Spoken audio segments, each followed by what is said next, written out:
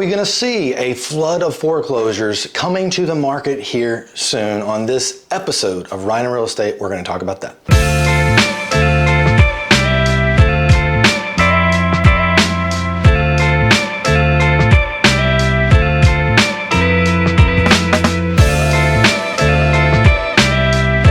All right, guys, welcome again to this episode of Ryan and Real Estate.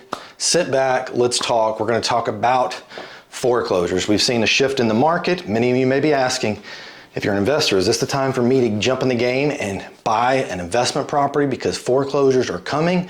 Or maybe you're just looking to buy and you think you may be able to get a great deal. Well, let me tell you about what's going to happen with foreclosures.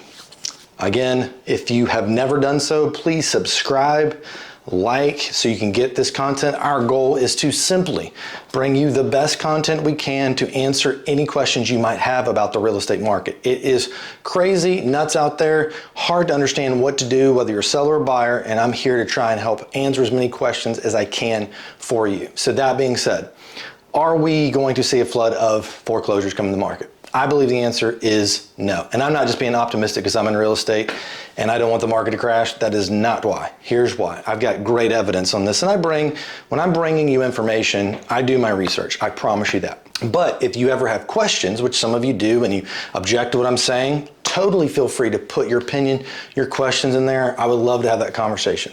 That is what I am here for. All right.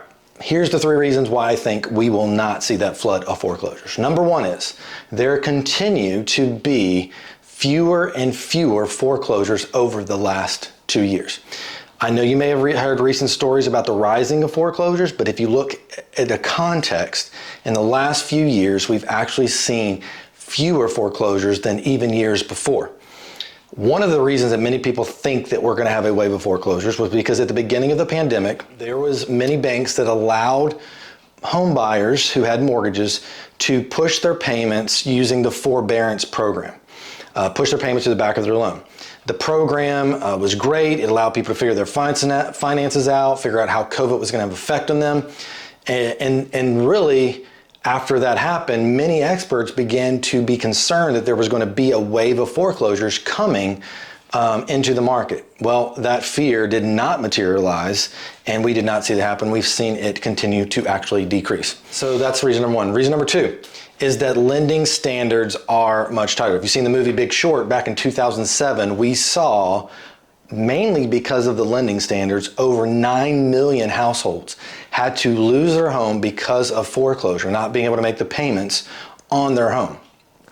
And part of that reason is just that lending standards were very much more loose than they are now. Today, and in the last few years, lending standards have continued to get tighter, meaning if you were actually getting a mortgage, it's less likely that you would foreclose because you're a much more credible buyer. In 2007, I mean, at some points there was not even income verification for certain types of loans, employment verification.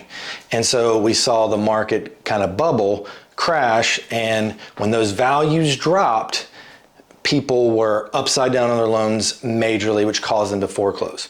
So that is not what has been happening in the last few years. Now, does that mean that no one's going to foreclose, people get laid off and they can't make their payments? Of course, that does not mean that's never going to happen, but it does mean we're not going to have this wave of foreclosures happening. And just a couple other stats, the second quarter in a row, this past third quarter, the mortgage delinquency rate fell to its lowest level since the survey was actually recorded back in 1979, declining 3.45%. Foreclosure start and loans in the process of foreclosure also dropped in the third quarter to levels below their historical averages. Here's my 3rd reason, and I think this was actually probably the most important. The reason that sometimes you may foreclose on a home is because you can't make the payment, and if you were to sell it, there's not enough equity in the home to cover the cost of selling, and if you're in that position anyway, you probably don't have the money it costs to sell the home. But reason number 3 is most homeowners have more than enough equity to sell their home. In the last few years, we've seen a crazy appreciation in home prices, and we've seen a little drop off right now, but nothing crazy compared to the increase we've saw in the last few years.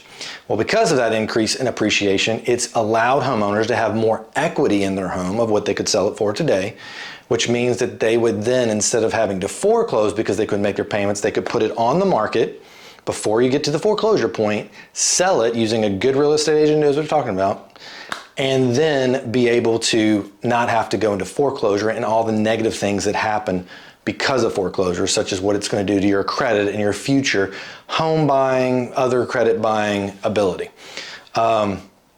It costs 7.5 to 8.5% to sell a home. So we've seen average home value appreciation around 20%. So therefore, there's enough difference there that they still should be able to, if they're thinking about foreclosing, be able to sell it and not have to go through that process of foreclosure.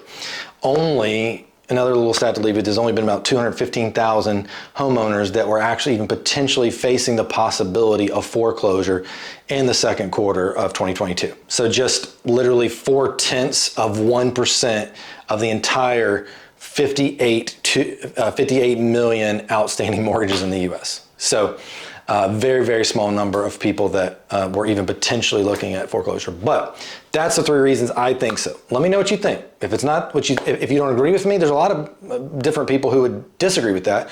I think most of people in the real estate industry would agree it's not the 2007 market. But if you do not agree, put your reasons in the comments. I would love to hear what you think.